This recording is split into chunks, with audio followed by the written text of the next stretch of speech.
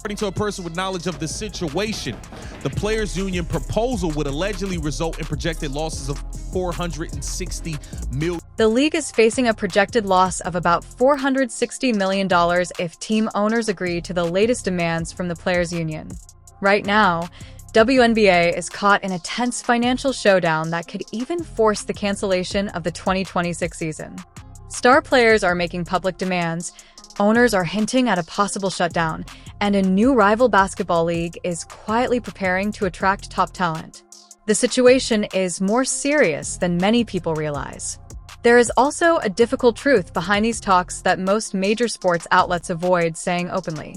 The players are pushing for a much larger share of league revenue, even though much of the recent financial growth has been driven by the impact of a single high-profile rookie. As negotiations heat up, union leaders are using strong language and firm positions, setting the stage for what could become a damaging lockout if neither side backs down. Calling out the WNBA owners to a standoff for these CBA negotiations. She's basically saying, hey, somebody's gonna have to fold and it ain't gonna be us. This is the nasty. At this point, one side is going to have to give in. This is no longer normal contract talk. It feels more like a battle line has been drawn. In today's sports world, public statements are often just noise. The real story is always about the money. Right now, the core financial issue is pulling the WNBA apart. There is also growing talk about the real purpose behind a new league called Unrivaled. Adding even more attention to the situation, billionaire owner Mark Cuban has stepped in and pointed out a hard truth about how pro sports actually work. His comments have raised a big question. Could this fight save women's basketball or seriously damage it? To understand how things got this tense, we need to look at what sparked it. Nafisa Collier, a five-time All-Star with the Minnesota Lynx and vice president of the Players Union, recently spoke out during an interview promoting a partnership deal. Instead of giving the usual careful answers, she sent a direct message to team owners. She said someone is going to fold, and it will not be the players. Her confidence makes more sense when you look at her business interests. Collier is not just a star player. She is also a co-founder of Unrivaled, a new and well-funded 3-on-3 league built to keep players in the United States during the off-season and pay them significantly more money. That creates an obvious conflict. A leader of a competing league is also sitting at the negotiating table for the WNBA Players Union, pushing hard against WNBA ownership. Some analysts are now asking a tough question. Does she truly want a new agreement finalized, or would a shutdown actually benefit her other venture? If the 2026 WNBA season is delayed or canceled, Unrivaled could suddenly gain huge attention. Sponsors would shift their money. Media coverage would follow. And players needing income would look for options. From a business standpoint, it could be a bold and strategic move, but it also adds serious tension too. For the long-term future of the WNBA, this situation is becoming a serious risk. Owners are alarmed by what the Players Union is asking for, and the gap between both sides highlights a deep disagreement about the league's real financial value.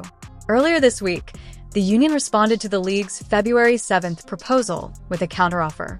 In it, players asked for 25% of the league's total revenue in the first year, rising to about 27.5% over the length of the deal. They also want a salary cap close to $9.5 million, along with continued housing support for younger players. At first glance, a 25% revenue share might seem small, especially when compared to leagues like the NBA and the NFL, where revenue is often split close to 50-50 between players and owners. But the WNBA's finances are very different. For many years, the league has operated with heavy losses and has relied on support from the NBA to stay running. Players are focusing on recent growth in viewership, packed arenas, and rising merchandise sales. They believe this surge justifies a bigger share of revenue now. They had first pushed for 30% in December and see their current 25% request as a meaningful concession. Owners, however, are focused on operating expenses and long-term sustainability. From their perspective, agreeing to these terms could create serious financial strain and put the entire business model at risk. With knowledge of the situation, The players' union proposal would allegedly result in projected losses of $460 million over the lifetime of that agreement for WNBA teams. And you remember, it was at a $700 million loss for the 30%. Over the full length of the proposed deal, owners estimate losses could reach $460 million. No sports league can survive long-term while losing that kind of money just to settle a labor dispute. In response, owners offered a different structure. They proposed giving players more than 70% of the league and team net value, meaning actual profits after expenses. But the union turned it down. The reason is simple. Profits in the WNBA are thin, and in some cities, there are no profits at all. Instead, the players want a share of gross revenue. That is the total money coming in before costs are paid. Gross revenue is calculated before arena expenses, marketing budgets, front office salaries, and the added cost of full-time charter flights. From the owner's point of view, that structure shifts much of the financial risk onto them. And that leads to the key question at the center of this fight. Why has gross revenue jumped high enough that players are willing to risk a shutdown to claim a bigger slice right now? That is the issue driving everything in this negotiation. Out of Caitlin Clark's pie. Let's be real here.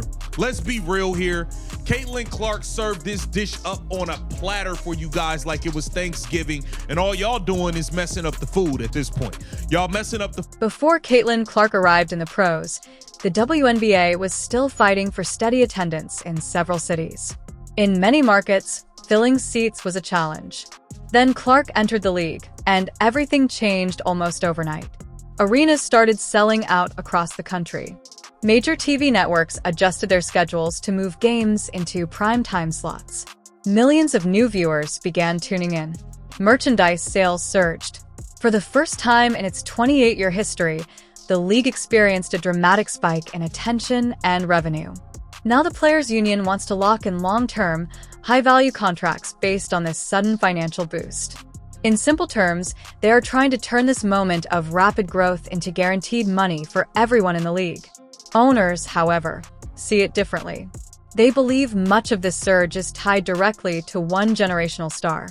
From their perspective, it would be risky to commit to massive guaranteed payouts based on what could be a short-term jump. They want proof that the growth will last 3 to 5 years before making permanent financial promises. That is where the stalemate sits. Players want a larger share immediately. Owners say the numbers do not yet support it without risking major losses. To address the bigger picture, billionaire entrepreneur Mark Cuban stepped into the conversation. As the former majority owner of the Dallas Mavericks, he has experience building a profitable sports franchise. After reviewing the league structure and the players' concerns, he pointed out what he believes is the core issue. The current financial model may not be built to handle this kind of sudden growth. Here he said, the crazy part is that no matter what the WNBA does with salaries, every star college player will take a... According to Mark Cuban, a harsh reality is shaping the future of women's pro basketball. Many top college stars would actually earn less money after turning professional. In today's college system, elite players in major conferences can make between $500,000 and $1.2 million through name, image, and likeness deals. Their housing and meals are covered, and donor funding often supports premium travel and resources. Once those same athletes enter the WNBA, the financial picture changes. The league does not have the same scale of local TV contracts or ticket revenue as larger men's leagues. Teams operate with tight margins and cannot simply hand out million-dollar salaries without risking financial collapse. Cuban's point is straightforward. No amount of pressure on owners can create money that the business model does not generate. But he also suggested a path forward. Instead of forcing teams to pay much higher salaries directly from league revenue, he proposes adapting a system similar to the college NIL model. Under this approach, individual franchises could work with local corporate sponsors to arrange outside payments for players. In leagues like the NBA, teams are not allowed to steer sponsors toward paying players extra money to bypass salary rules. Cuban argues that women's pro basketball may need a different structure.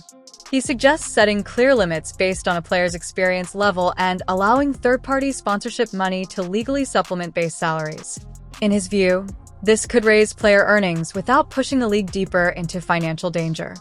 Under Mark Cuban's idea, a team in a smaller market like Indianapolis could partner with a local corporation and arrange direct sponsorship payments for its players. This setup would shift much of the salary burden away from team owners while still helping athletes reach the income levels they want. Critics warn that this model could give big cities such as New York City and Los Angeles a major advantage because they have access to more wealthy sponsors. Cuban's counterargument is revenue sharing. He suggests that a portion of all sponsorship money should flow into a central pool and then be distributed evenly across the league. This approach mirrors what the NBA did with jersey patch advertising. Teams realized sponsors were paying not just for local exposure, but for national TV coverage and viral highlights. As a result, that revenue is shared. Cuban believes the WNBA could apply the same principle to player sponsorships. His message to both sides is simple. Instead of fighting over limited league revenue, expand the system by bringing in outside corporate money to support salaries. But until the collective bargaining agreement allows this kind of structure, players and owners remain stuck in a tense standoff, and time is running short. The regular season is scheduled to begin on May 8th. Before then, the league must organize expansion drafts for new teams in Toronto and Portland, handle a busy free agency period, and stage the 2026 draft. All of this becomes far more difficult if labor tensions continue. As union leader Nafisa Collier has emphasized, the players say they want to compete and see basketball as both their career and their passion. The players' public messaging is starting to push away the very fans the league depends on. When union leaders go on national platforms and openly challenge ownership while demanding a larger share of money, many everyday supporters see it as a fight over cash rather than a fight for fairness.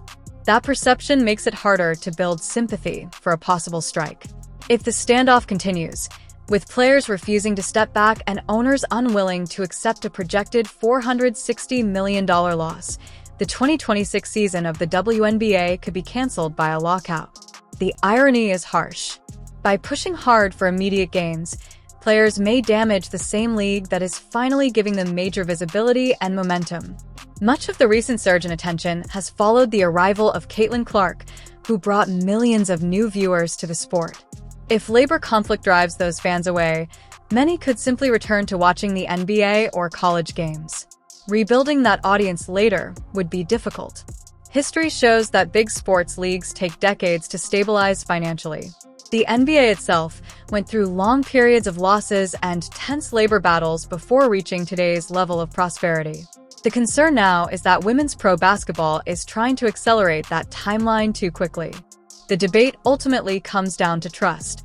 Some believe the union, represented in part by leaders like Nafisa Collier, is risking too much by chasing short-term gains. Others argue that owners may be understating profits and resisting fair pay. Until both sides align on the real numbers, the risk of a damaging shutdown remains very real.